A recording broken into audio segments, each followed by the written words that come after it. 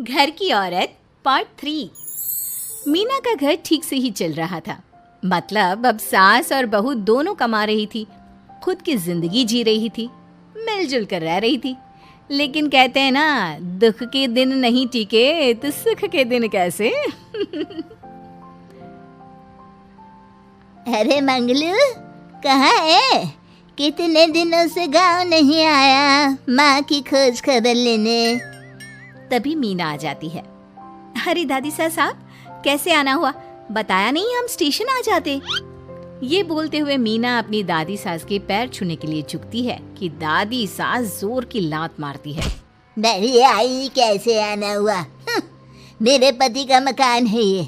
और तेरे बाप ने क्या दिया जो तू पूछ रही है, हैं? और ये क्या पहना है? न साड़ी न सर पर पल्लू, बात बात पर जबान खोलती है। दादी सास बोलना रोक ही नहीं रही थी। मीना को गुस्सा आने ही वाला होता है कि उसकी सास आ जाती है। क्या बात है मीना, कौन चिल्ला रहा है? मैं हूँ मंगलू की दुल्हन। बहुत चपर चपर कर रही है ये मीना बहू। इसकी जुबान पर लगाम लगवा ले। मम्मी जी, मेरी बहू है, घोड़ा थोड़ी ना है जो लगाम लगवा दूं। तभी वहां मंगलू यानी कि मीना का ससुर आ जाता है और मीना की सास को एक जोर का तमाचा लगा देता है।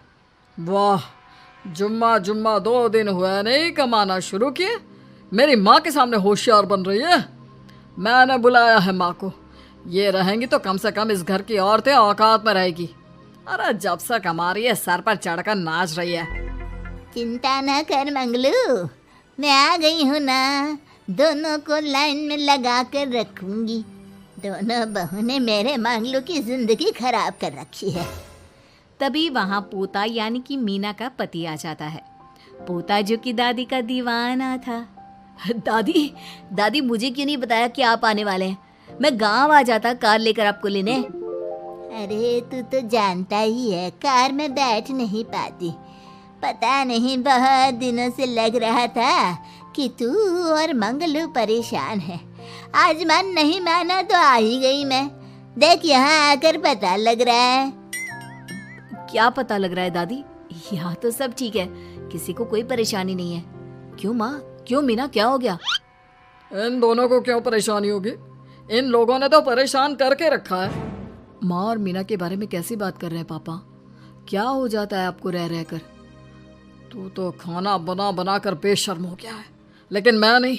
मेरी माँ आ गई है अब इस घर में। अब यहाँ सब वैसे ही रहेंगे जैसा मैं चाहता हूँ।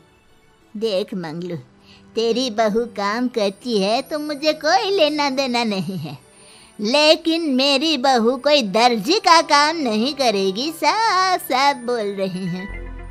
लेकिन दादी साहब, वो तो बहुत अच्छा बुटीक चला रही हैं। बहुत अच्छा चला रही है, लेकिन हम लोगों ने अपने घर की बहू से ना काम नहीं करवाना। अरे इसके बाप को शादी के वक्त ही बोल दिया था। और इसके बाप जिन्होंने दहेज में एक साइकिल दी थी ना, कैसे हाथ जोड़कर कह रहा था, मेरी बेटी आपके घर आ गई, इससे सौभाग्य कुछ नहीं। अब देखो इसकी बेटी, बहू आ जाने के बाद सर पर चढ़ रही है मेरे मंगलू के। मीना जो कि सास की बुराई सुनकर परेशान हो जाती है। दादी सा छोटा मुंह बड़ी बात। लेकिन क्या पिताजी ने आपको बताया नहीं? सासू माँ ने अपने पैसे से ससुर जी के जन्मदिन में कार दी थी। ससुर जी इतने साल से स्कूटर से जाते थे, अब कार से जाते हैं। क्यों ससुर जी, बताया नहीं आपने? क्यों रे मंगलू, कार ले ली तूने? मुझे तो तू पैसे भी नहीं भेज रहा। 2 महीने से कैसे कैसे दिन काट रही थी और तू यहाँ कार से घूम रहा है। आप भी सासू माँ को अपने बैंक अकाउंट की डिटेल दे दीजिए दादी साहब, वो डाल दिया करेंगी पैसे आपके अकाउंट में। क्यों सासू माँ? मंगलू यानी कि मीना का ससुर, जिसने अपनी माँ को गांव से सिर्फ अपनी बीवी को लगाम लगाने के लिए बुलाया था, ये सब देखकर जोर से चिल्लाता है। मीना बहू, चलो दादी सास आई है, यह नहीं कि खाने पीने का इंतजाम करे। अरे माँ, तू भी किन लोगों की बात में आ रही है? चल मेरे साथ मेरे कमरे में चल। ससुर अपनी माँ को लेकर कमरे में चला जाता है और दोनों बैठकर वैसे ही पंचायत शुरू कर देते हैं जैसे कोई बहू अपनी माँ से सास की बुराई कर रही हो। देख मंगलू, गलती तो तेरी ही है जो तूने घर की जनानियों को काम के लिए बाहर निकाला। दूसरे तेरे पापा को देखा था, कभी मुझसे फालतू बोलते।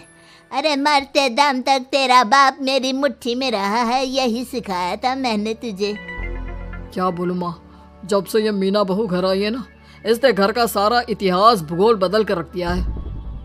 उस तितली से तो मैं बाद में निपटूंगी, पहले तेरी वाली को तो ठीक कर दूं। अरे बहू क्या आ गई, खुद को टाटा अंबानी समझने लगी है। माँ देख, जो भी हो, इस बात को याद रखना कि हमारे घर की परंपरा क्या है। औरतों का औकात में रहना जरूरी है। अरे बहू के साथ मिलकर माँ ये बात उड़ती रहती है। बेटा देख, गलती तो तेरी भी है, क्यों तूने इसे काम करने की छूट दी।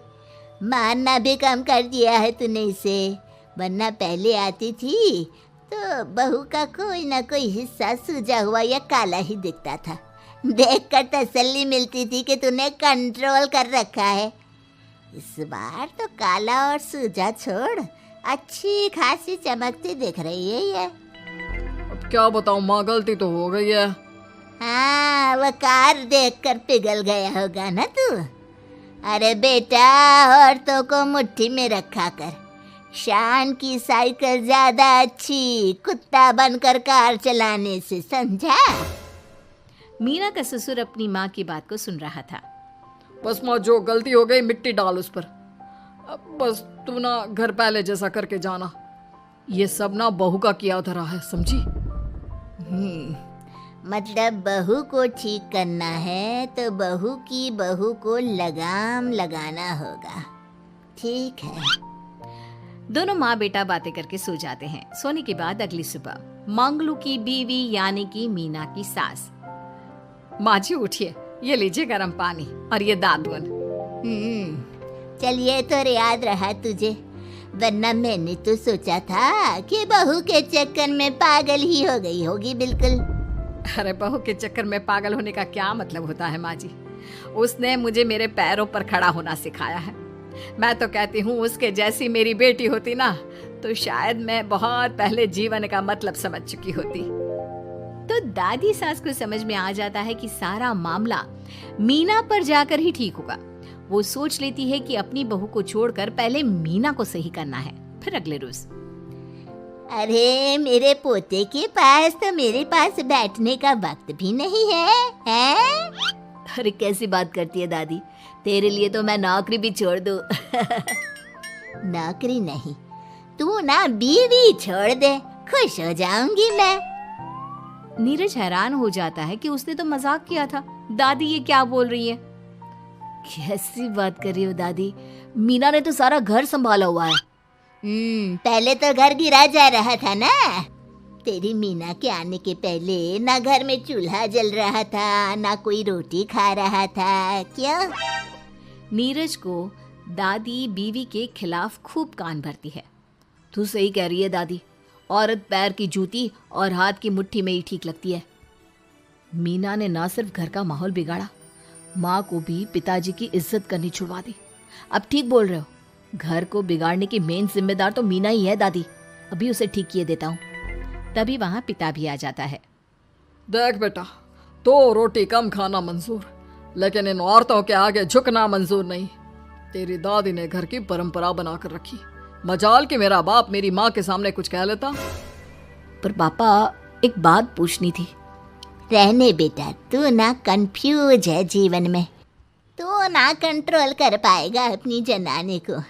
मंगलू, मेरी तो टिकट ही करा दे गाँव की। तुम लोगों के घर तो मर्दों की कोई इज्जत ही ना है, और ये मेरे घर की परंपरा ना है। मैं चली। अरे ना ना दादी, मैं तो बस देख अब मैं कैसे कंट्रोल करता हूँ इसे कल।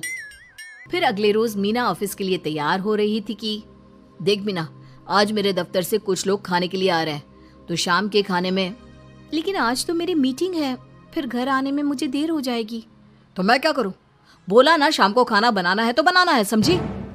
मीना को पति की बात अजीब लगती है, पर वो दादी सास के सामने कोई भी ड्रामा क्रिएट करना नहीं चाहती थी। ठीक है, मैं शाम को जल्दी आ जाऊंगी। अच्छा क्या खाना है प्लीज जल्दी से बता दीजिए। पर बेटा तू तो। बहू सास को चुप रहने का इशारा करती है, लेकिन पोते को तो लड़ना था। वो मीना पर जोर से चिल्लाता है, मीना देख ज्यादा हीरोइन मत बन, आज ऑफिस जा रही है तो जा, लेकिन सुन तुरंत रिजाइन देकर घर आ जाना। ना मुझे तेरी कमाई चाहिए ना ही तेरी नसीहत। आज से घर में वही होगा जो मैं चाहूंगा, समझी? अरे कैसे लैंग्वेज बोल रहे हो, ये तुम्हारी बोली नहीं है, कौन सिखा रहा है तुम्हें? तभी दादी सास आ जाती है। क्या बोलना चाह रही है बहू? मैं मुन्ने के कान भर रही हूँ, हैं? हाँ, मुझे तो यही लग रहा है, वरना हम लोगों का घर अच्छे से चल रहा था, सभी मिलजुल कर एक दूसरे को इज्जत देकर रह रहे थे। लेकिन अब तभी मीना को उसका पति जोर से डांटता है। सास बेटी बहू की लड़ाई को बर्दाश्त नहीं कर पाती। देख नीरज, बहू को डांटना या फिर बहू के साथ गलत व्यवहार, ये सब मुझसे बर्दाश्त नहीं होगा। वाह रे वाह, सारी जिंदगी जो पति की डांट और मार खाती रही, अब बहू को थोड़ी सी डांट क्या पड़ी, गुस्सा आ गया। हाँ माँ, क्या हो गया? मैंने तो मीना को कहा कि देख नीरज, मेरी बहू को कुछ नहीं कहेगा तू। ये माँ ही होती है जो अपने बेटे को औरतों की इज्जत करना सिखाती है, लेकिन कोई औरत अपने बेटे से बहू को मारना या डांटना सिखाए तो ये शर्म की बात है। मैं नहीं चाहती कि तू औरतों की इज्जत ना करे, जबकि मैं खुद एक औरत हूँ। दादी सास बहू की बात सुनकर शर्म से सर नीचे कर लेती है। सच कहा सासू माँ, एक रानी ही अपने बेटे को राजकुमार की तरह पालती है जो दूसरी औरतों का सम्मान करे। काश दादी सास भी पिताजी को अच्छे संस्कार दे पाती। मीना की बात सुनकर दादी सास उन लोगों से माफी मांगती है। मैं समझ गई बहू, औरतों की बेइज्जती करने को घर की परंपरा समझती थी, झूठी शान समझती थी। वो सब गलत है। औरतों की इज्जत से घर में माँ लक्ष्मी और सरस्वती का वास होता है। मुझे माफ कर दो।